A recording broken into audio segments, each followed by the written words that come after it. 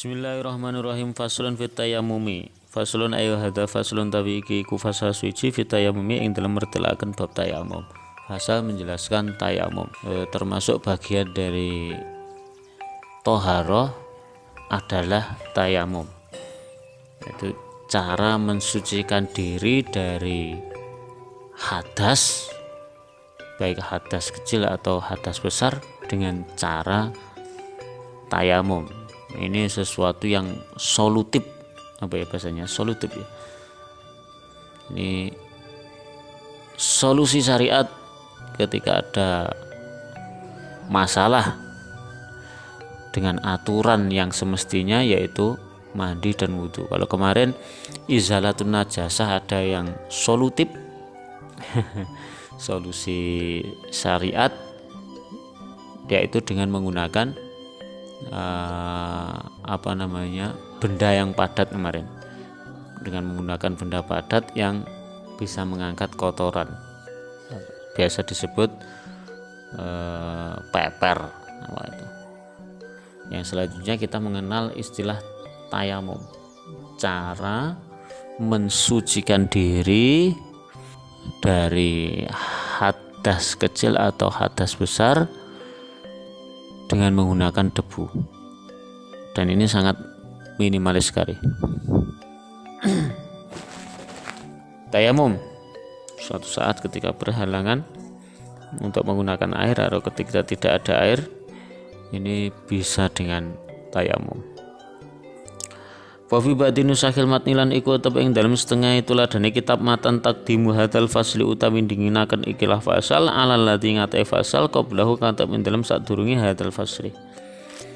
Jadi di sebagian naskah kitab Fathul Qorib yang lainnya itu bab tayamum itu didahulukan daripada bab mashul khufaini. Jadi tayamum dulu baru mashul khufaini. Wa tayamum tayamum lughatan ing dalam cara lughate iku al-qasdu nejo. Secara bahasa tayamum adalah menyengaja. Menyengaja. Nanti qasdu itu bisa bermakna tayamum juga. Wa syar'an, sedangkan yang dikehendaki dengan syariat, kemarin saya rasa sudah saya jelaskan tentang lughatan dan syar'an.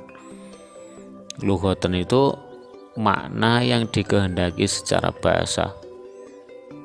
Syar'an itu adalah yang dikehendaki dengan oleh syariat tentang ungkapan tersebut.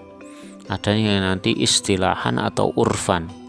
Jadi lafaz tersebut dikehendaki secara uruf, keumuman manusia yang dikehendaki seperti apa. Itu. Kita sering mengucapkan godhok wedang, ya, atau apalagi menek kambil. Itu ada sisi makna secara bahasa, ada sisi makna secara uruf. Kalau secara makna bahasa yang dinamakan godhok wedang itu berarti ya air yang sudah masak, air yang sudah matang itu direbus, itu godhok wedang. Atau menek kambil berarti secara bahasa arti dari menek kambil tersebut ya buah kelapa itu yang dipanjat. Itu arti secara bahasa. Ada arti secara istilah atau uruf. Orang menghendaki istilah menek kambil itu apa? Orang menghendaki istilah godhok wedang itu apa? Itu ada istilahnya. Jadi yang dikehendaki secara istilah godhok wedang itu ya air yang masih mentah terus kemudian dimasak supaya matang. Itu yang dikehendaki godhok wedang. Begitu juga nanti ada istilah secara syarak, istilah secara syariat. Sebagaimana puasa. Puasa itu kalau orang Jawa secara istilah itu sangat berbeda sekali dengan secara syarak. Apalagi orang Jawa itu enek poso iku renorno. Ada puasa itu puasa ngebleng. Jadi dia di dalam kamar terus saja ya, makan tidur main HP, tapi dia nggak keluar sama sekali, katanya puasa ngeblang.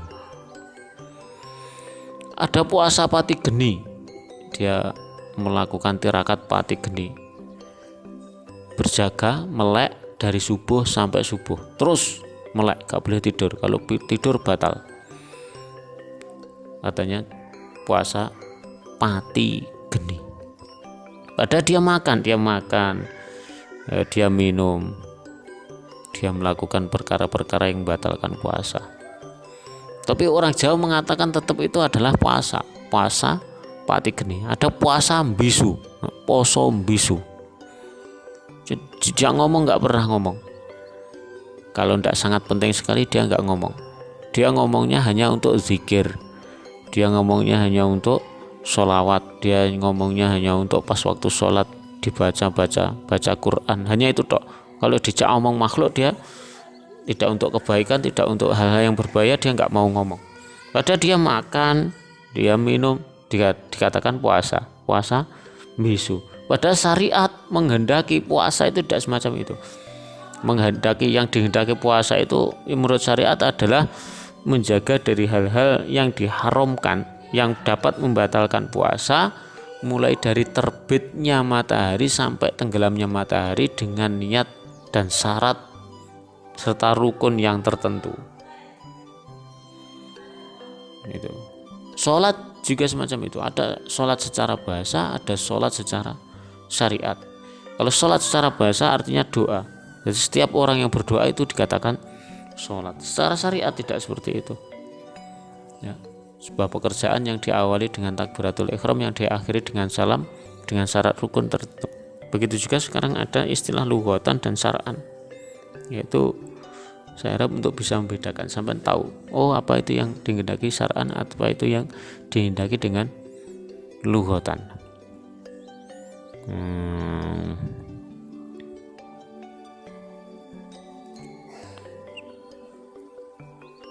Wasakhkhara lakumul bahra litakulu minha lahman thariya. Wasakhkhara lakumul bahra litakulu minha lahman thariya. Allah menjinakkan lautan agar supaya kalian semua bisa makan daging segar. Jadi syariat membahasakan ikan itu daging.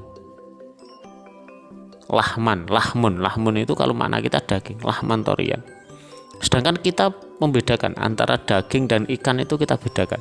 Kalau daging itu daging kambing, daging sapi, daging ayam, itu daging. Kalau ikan ya ikan lele, ikan nila, ya, ikan tongkol, itu ikan. Tapi kadang kita dibulak-balik. Lawe apa? Lawe iwak pitik. Iwak ya iwak, pitik ya pitik. Nanti kalau lawunya iwak pitik kan repot lagi. Kalau pitik berarti pakainya daging ayam. Bukan ikan ayam. Sudah ikan kok ayam, kan membingungkan.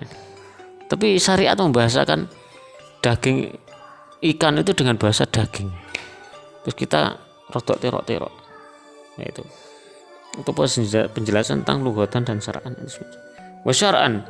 Wasyar'an utawi tayamum ing dalem munggo syarae iku isalu turabin, neka akan lebu tahurin kang suci lil wajhi maring wajah, waliyadaini lan tangan loro badalan hal dadi ganti an wuduin saing wudu au huslun utawa adus au husli udbin atau mbasuh anggota bisyara itu klan boro-boro syarat maksusatin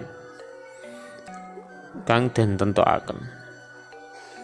Jadi yang dikehendaki tayamum menurut syariat adalah mendatangkan debu yang suci ke wajah dan dua tangan sebagai ganti dari wudhu, atau sebagai ganti dari mandi, atau sebagai ganti dari membasuh anggota. Seumpama anggotanya sakit, nah, anggota tersebut berada pada anggota wudhu, berada pada anggota yang wajib terbasuh ketika wudhu. Nanti ada perinciannya, Sahih Bujabair ada perinciannya. Bagaimana nanti ketika anggota yang tidak bisa dibasuh itu berada di anggota tayamum juga. Kalau nanti anggota yang tidak bisa dibasuh itu selain tayamum, selain anggota tayamum, misalnya di kaki bagaimana?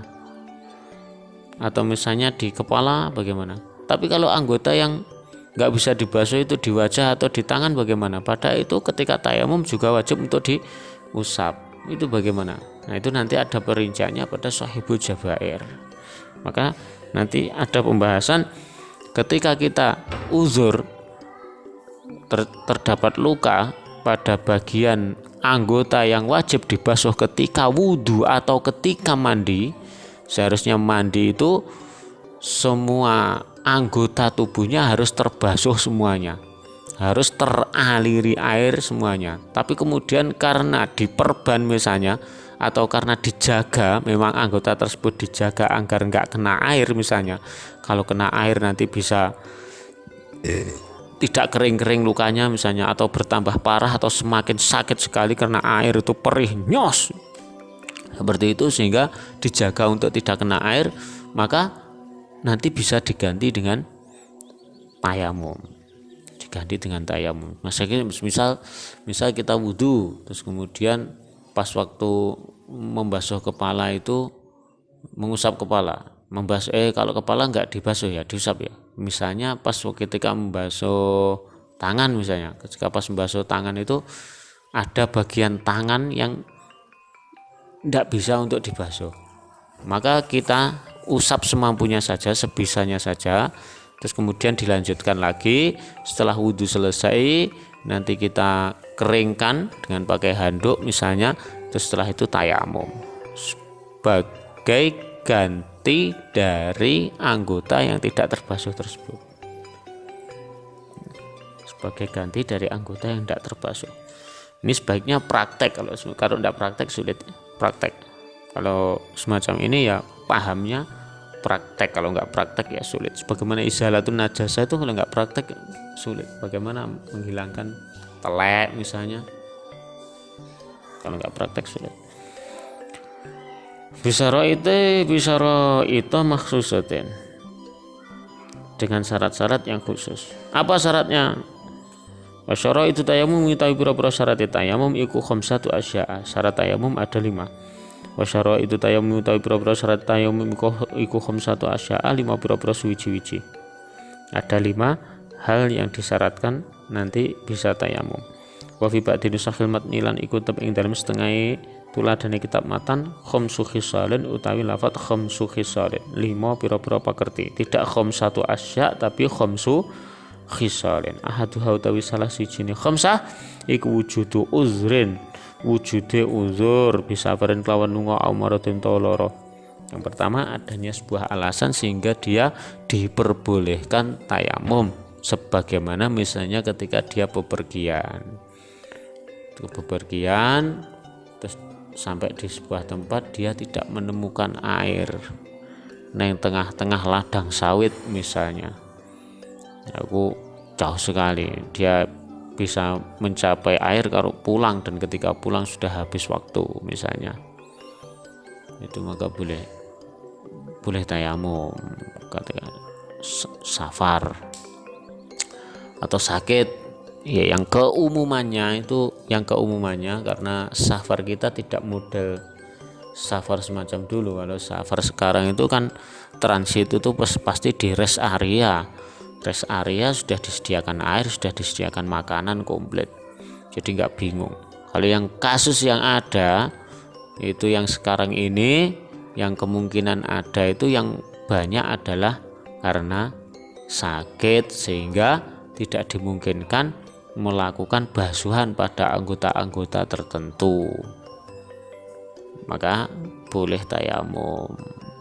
Kalau wis ngelu arep ngeblak kok diraupi pisan tambah ngeblak pisan, itu maka sholatnya pakai tayamum.